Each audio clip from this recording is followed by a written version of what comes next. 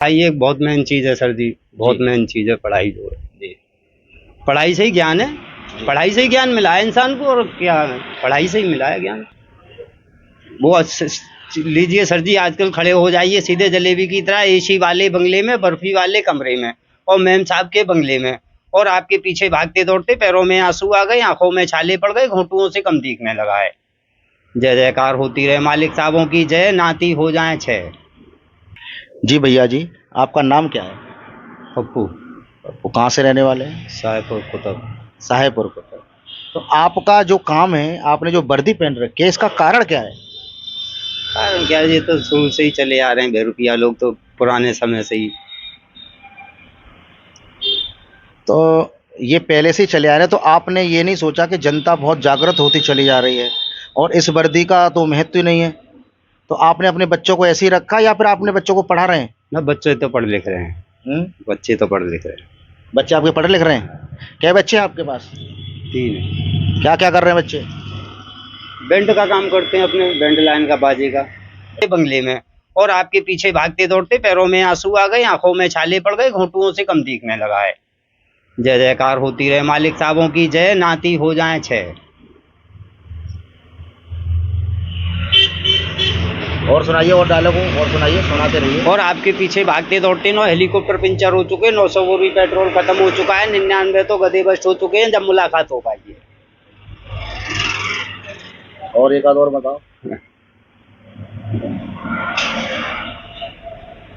पत्थर पे पड़ी पत्ती वो कभी नम नहीं होती, लाख जुदाई हो जाए दिल से मोहब्बत कम नहीं होती। अच्छा, तो मुझे आप ये बताइए कि आप अपने बच्चों को इसी वर्दी पहनाएंगे? ना ना, बच्चों को ना पहना रहे।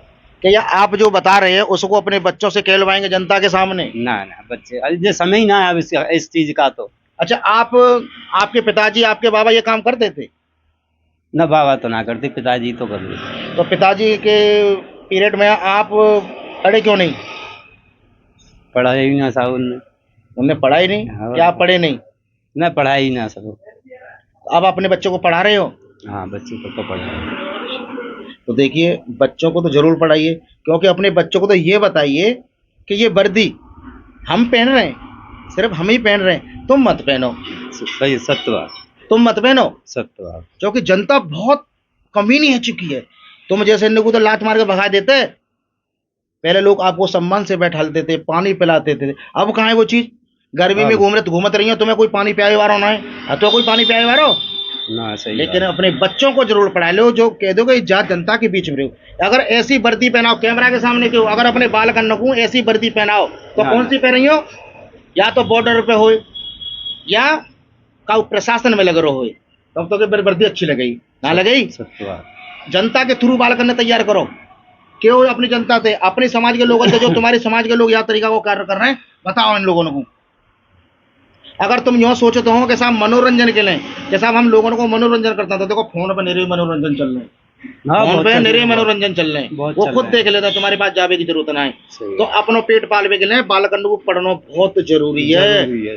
तो जनता से क्यों कि तुम्हारे जैसे डिपार्टमेंट में जैसे आदमी है वो अपने बाल करने पढ़ा, क्यों सामने कैमरा में क्यों? हाँ साहब, कहेंगे इस बात को, हम जरूर कहेंगे अपने रुपया से कि भैया पढ़ाओ लिखाओ, इसमें कुछ नहीं है मांगने खाने में, पढ़ाओ बच्चों को, आगे आगे बढ़ो।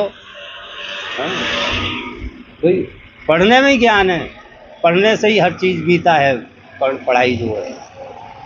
जी, बहुत बहुत धन्यवाद आपका, बहुत बहुत आभारी हैं आपके, जो आपने 2 शब्द हमारे बीच अपने लोगों को कहे।